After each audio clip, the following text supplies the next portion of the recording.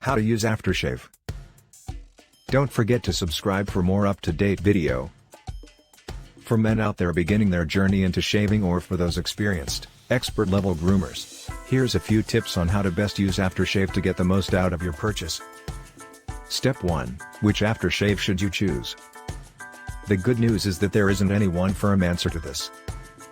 The bad news is that it can take a bit of experimenting until to find the right ones for you. We all wear aftershave to smell and feel great, so take your time and find a scent that makes you feel better when you wear it. It should help you feel more confident, even if it's only slight. Getting a second opinion also helps. Sometimes it's hard for us to see, or smell, our own faults, so ask a partner, friend or relative if they think certain scents work on you. You could go stand in a crowd of strangers and see if they move away from you. If all else fails, that would be a bad sign and you should definitely change colognes. Once you've chosen a scent, the next question is, when should you wear it? Obviously there are the aftershaves that are used for aftershaving. After you've shaved, put aftershave on. Do this by cleaning your skin, carefully shaving to avoid any cuts, and once done, apply a small amount of aftershave. You can use the balm or the splash versions depending on what your skin needs, evenly on your hands and press onto the skin that has just been shaved.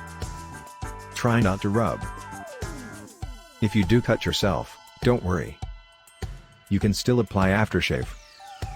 In fact, because of the high alcohol content in aftershaves, they provide an antiseptic action that helps to kill any bacteria that may be present.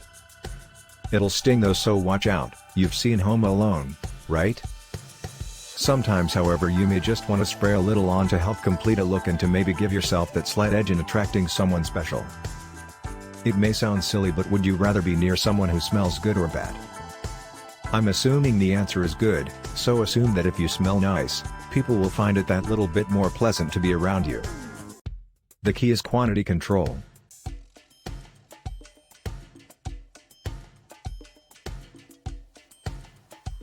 We'd recommend a couple sprays on your wrist, rub them together and then dab just behind your ears.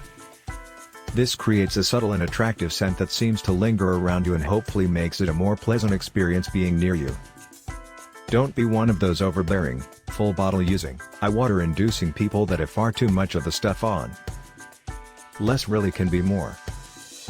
When it comes to buying an aftershave, there are countless options. You could try relatively unknown brands or replicas that are cheap and claim to give the same results as the original, but when applying anything to your skin, perhaps it's best to stick with the tried, tested and much loved brands that we all know. With cheaper or imitation aftershaves, you may very well find that they smell okay at first but quickly fade.